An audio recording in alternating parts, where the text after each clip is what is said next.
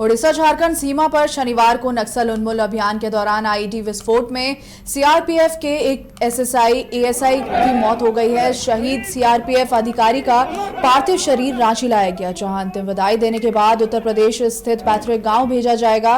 वहीं पुलिस के अनुसार उत्तर प्रदेश के कुशीनगर के रहने वाले एएसआई सत्यवान कुमार सिंह 34 उस टीम का हिस्सा थे जो 27 मई को ओडिशा के सुंदरगढ़ जिले के एक पत्थर खदान के पास में माओवादियों की ओर से लूटे गए विस्फोटकों की तलाश में सारंडा जंगल में तलाश अभियान चला रही थी।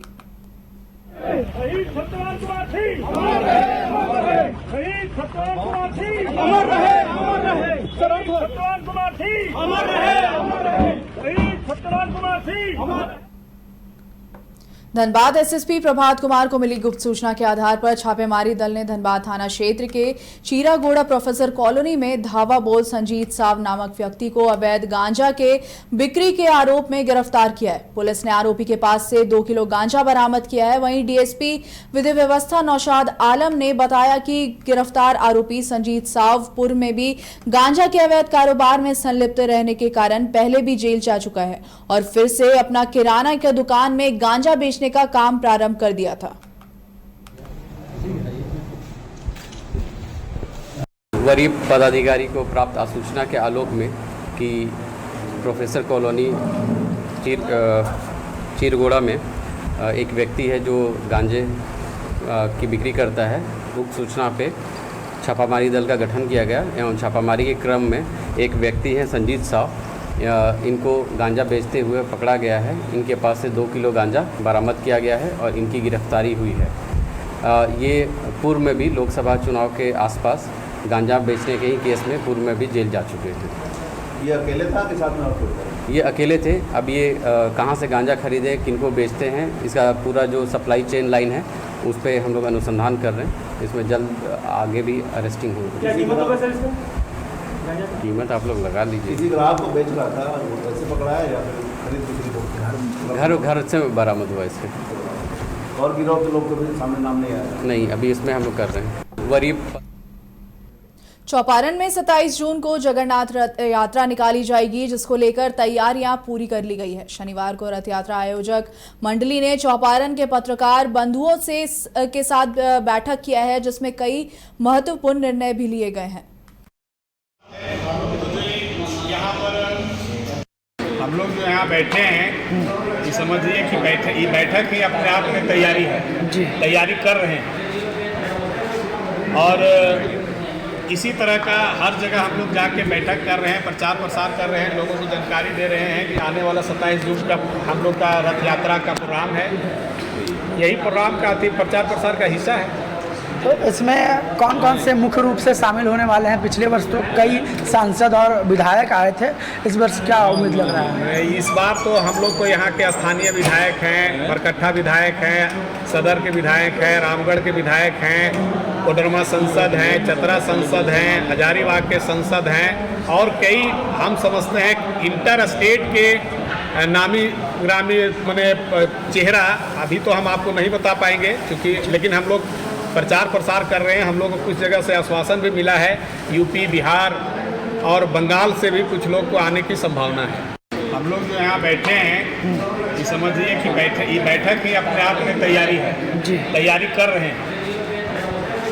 और इसी तरह का हर जगह हम लोग जाके बैठक कर रहे हैं, प्रचार प्रसार कर रहे हैं, लोगों को जानकारी दे रहे हैं कि आने वाला 27 जून का। जामताड़ा पुलिस ने 4 अपराधियों को गिरफ्तार कर लिया है, जिनके पास से लूट के 74,000 रुपए बरामद किए गए हैं। एसपी राजकुमार मेहता ने बताया कि बिंदा पत्थर थाना क्षेत्र के ग्राम ढसनिया के पास एक मोटरसाइकिल सवार व्यक्ति से लूट की घटना को अंजाम दिया गया था, जिसका खुलासा पुलिस ने कर लिया है, जिनके पास से नगद के अलावा एक रिवॉल्वर, 2 मोटरसाइकिल और एक कार बरामद की गई।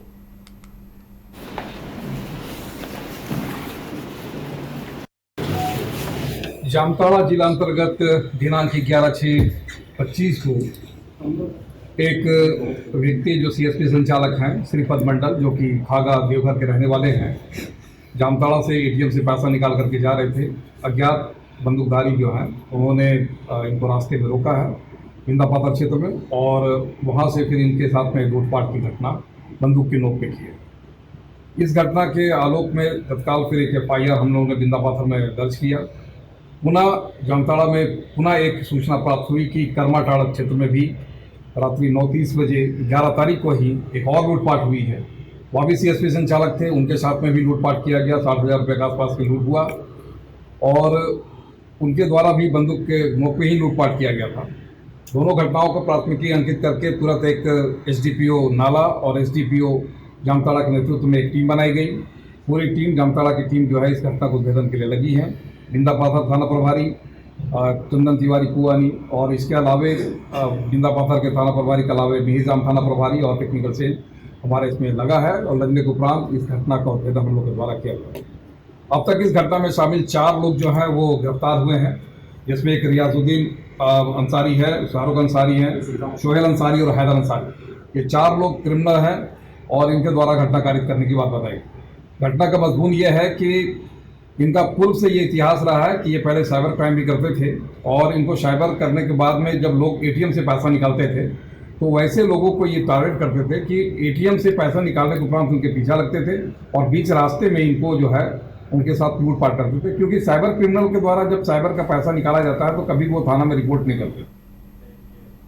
हजारीबाग जिले के कटकमदाग अंचल क्षेत्र के सिरसी मौजा में अंचलाधिकारी के निर्देश पर अतिक्रमण हटाया गया, जिसकी जानकारी अंचलाधिकारी विजय कुमार महतो ने दी। उन्होंने बताया कि भूमाफियाओं के द्वारा डेंगुरा मौजा के पास जमीन पर अतिक्रमण कर डोजरिंग करते हुए उसे समतल किया गया था और उसे बेचने की कोशिश की जा रही थी। सूचना पर हमने अतिक्रमण को हटाया है।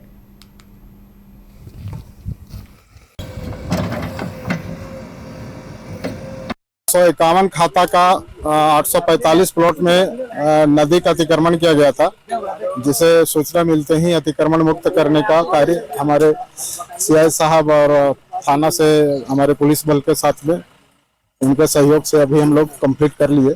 संदेश यही है कि किसी भी प्रकार का इस प्रकार का सार्वजनिक जो भी स्थान है उसका अतिक्रमण करना उचित नहीं है और अगर किसी भी प्रकार से इस प्रकार की गतिविधि की जाती है और हमें पता चलता है तो उसके विरुद्ध जो भी न्यायसंगत और विधि सम्मत कार्रवाई होगी वो निश्चित की जाएगी। 151 खाता।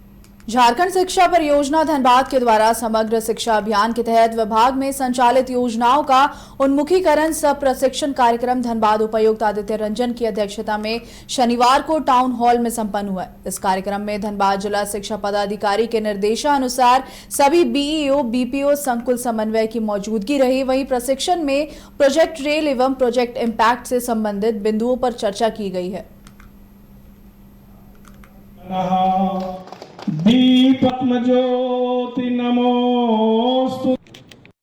राज्य के सभी जिलों में उत्कृष्ट विद्यालयों का गठन किया गया है और माननीय मुख्यमंत्री जी की और शिक्षा मंत्री जी की सोच है कि हम लोग ये जो CMSOE है उसकी संख्या बढ़ाएं और इसको ब्लॉक पंचायत स्तर तक ले जाएं और जो विद्यालयों में जो वातावरण है, सुविधाएं हैं जो बच्चों को मिलती है वो अत्यंत ही उत्कृष्ट क्वालिटी का हो। तो मुझे लगता है धनबाद में टीम में क्षमता भी है, संसाधन भी है, तो हम लोग कोशिश कर रहे हैं कि सभी विद्यालयों का अनुश्रवण बेहतर तरीके से हो। रेल की परीक्षा जो राज्य सरकार द्वारा की गई है अधिसूचना के माध्यम से वो नियमित तरीके से हो ताकि यहाँ के बच्चों का रिजल्ट बेहतर हो और विद्यालय में जो आधारभूत संरचना को लेके विद्यार्थियों को जो सुविधाएँ दी जाती है सरकार के द्वारा उसमें जो कमियाँ हैं वो गैप्स हैं उसको आइडेंटिफाई करके उसको पूरा किया जाए ताकि जो हम लोग एक सोच रखे हैं कि सरकारी विद्यालयों को बच्चों को भी वो सारी सुविधाएं मिले जो एक उत्कृष्ट प्राइवेट विद्यालय के बच्चों को मिलती है और वो लोग भी सभी विद्यालयों के साथ कंधे से कंधा मिलाकर जैसे कि आप देख रहे हैं CMSOE। जमशेदपुर के मोबाइल कवर बेचकर कमाई करने वाले रोहित कुमार ने नेट क्रैक कर लिया है, जिसके बाद इसके परिजनों में काफी खुशी का माहौल देखने को मिला है। रोहित कुमार ने अपनी सफलता को लेकर क्या कुछ कहा है, सुनिए। इस वक्त मैं खड़ी हूँ जमशेदपुर में और जमशेदपुर में मैं अभी हूँ रोहित के साथ। जो रोहित जो है वो अभी यहाँ पे आया है, तो कैसा लग रहा है? पहले तो ये बताओ कि तुम्हारा नाम क्या है? मेरा नाम रोहित कुमार है। काफ़ी अच्छा लग रहा है नीट क्लियर करके। मेरे को यही चाह रहे थे हम, मेरा सपना था नीट करने का। 10th के बाद से ही हम मेडिकल में काम किए थे, तो तभी से मेरा इंटरेस्ट था मेडिकल फील्ड में। आज सपना पूरा हो गया। रोहित क्या इतना टफ रहा? ये कहे कि मैं देख रही हूँ कि तुम एक यहाँ पे मोबाइल कवर की जगह पे हो, कितना टफ रहा पढ़ाई? थोड़ा टफ था, बट मेरे भैया का PW का अच्छा सपोर्ट था। हम 10th के बाद से ही दुकान लगा रहे थे, तो थोड़ा सा प्रॉब्लम था, टाइम नहीं मिल पाता था, लेकिन फिर हो गया धीरे धीरे। सपोर्ट अच्छा था। PW का अगर नहीं सपोर्ट रहता तो फिर हम तैयारी भी नहीं कर पाते। कैसी तैयारी रही, कितना देर पढ़ाई किए हो? यहाँ पे ऑन एन एवरेज डेली का 12-13 घंटा। कितना रैंक आया है पूरा? 12 के रैंक आया है ऑल इंडिया और कैटेगरी रैंक 1300 आया है। तो आगे अब किस तरीके से आगे जाओगे? अभी अब MBBS करेंगे, उसके बाद फिर PG करेंगे।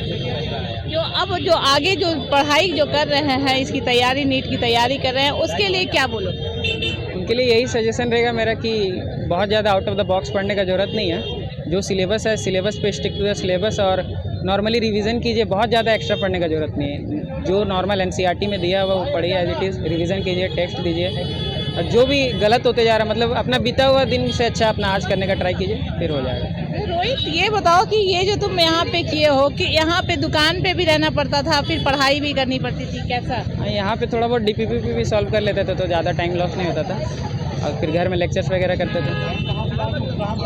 काफ़ी मेहनत करना पड़ा है यहीं दुकान पे ही ना, गर्मी पसीना बस सभी जगह पे ना।